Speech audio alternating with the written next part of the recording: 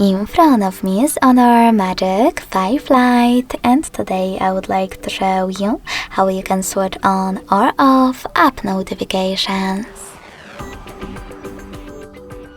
Firstly, open Devices Settings and scroll down just a bit to access notifications.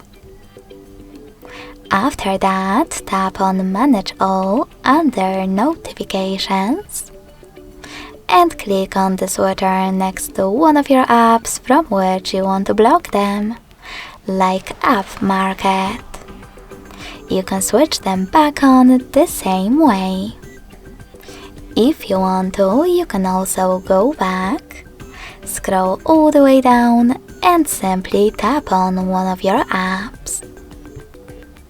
Then click on this switcher next to Allow Notifications to turn them off or on.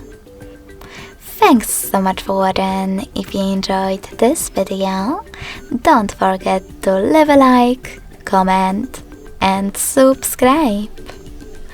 Bye!